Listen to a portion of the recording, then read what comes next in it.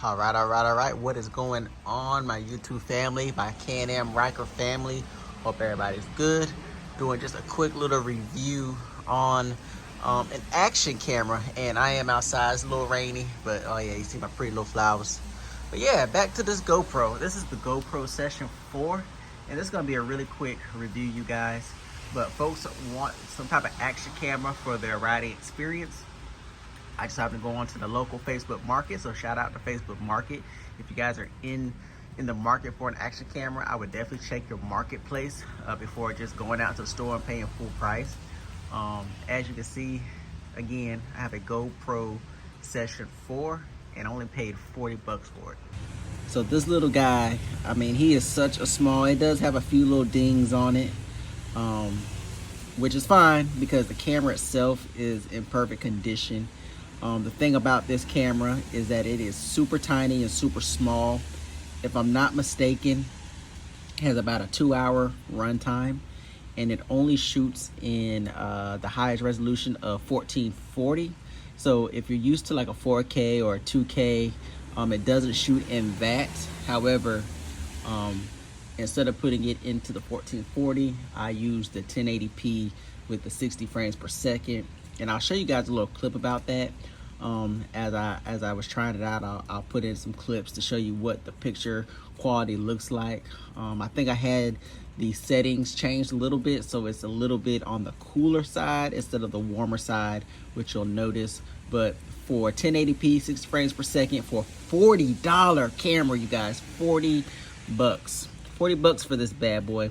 All I needed was a mount, so I bought the Session 4 mount off of Amazon. Just a simple mount. It was about 7 bucks, so still under 50 bucks. I've got a 1080p camera, and again, I'm gonna show you guys what the video quality looks like for this.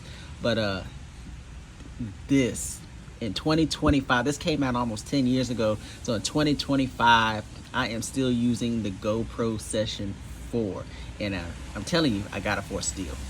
So this little guy here, again, like I said, I have it shooting at 1080p at 60 frames per second. You have this little housing right here. You can open up this little door. You put your SIM card, not your SIM card, but your micro SD card in there. You got your power connection. It takes an older styled power connection, not that USB-C. But it takes a little bit of older one. So you need, if you don't have get a power cord with yours, like I didn't get with mine, make sure you find your little cord.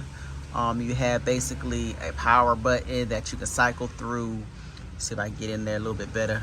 You got the little power cord, that power button that you can cycle through some of the options. So if I push that button, and again, this doesn't have like a screen or anything on it. Am I pushing the right button? No, I'm not pushing the right button. That button's on the back. Gives you this little screen, and basically it tells you you got 8 megapixel cameras, letting you know some of the settings that you can go through. It powers off after about 3 seconds of not really using it. So if you just turn it on accident, it'll power off in about 3 seconds unless you're actually trying to do something. So it's got that little screen, has your pretty much your record function. So you push that button and it just start recording and whatever the last setting was. So most likely be some type of video setting, because I'm not using it for pictures. Ain't no way. I don't think it takes a good enough picture for a picture, but for some type of action camera, when I'm recording while I'm riding, it takes a really good shot.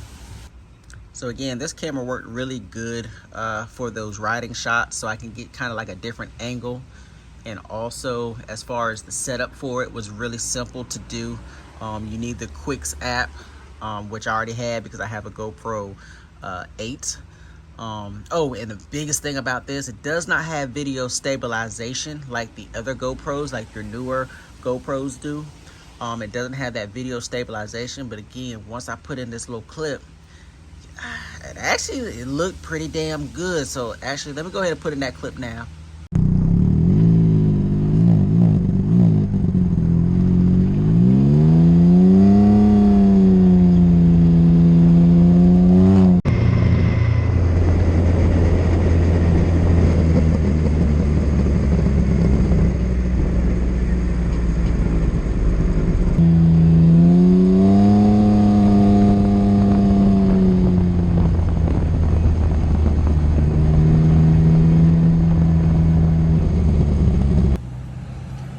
So like you guys seen, and again, I had the settings just a little bit different. So it was a little bit cooler instead of a warmer tone. However, I think it took a really good picture at that 1080p at 60 frames per second. So really the biggest question is that, is something like this, a GoPro Session, is it worth it in 2025 when it came out almost 10 years ago, or it did come out 10 years ago? And there's other cameras, there's newer cameras. Absolutely. I think if you can get your hands on a camera like this, I think it's just gonna really enhance your content, being able to get those different camera angles. No one says you have to have the latest and greatest, but you have to be able to have a tool that is useful, and getting something like this is very useful.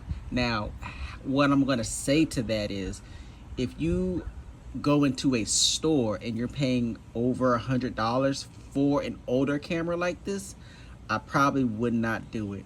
But if you're looking on the Facebook Marketplace, garage sale, something like that, and you happen to come across an older camera like this one, and it's like 40 to 60 bucks, I would totally jump on it.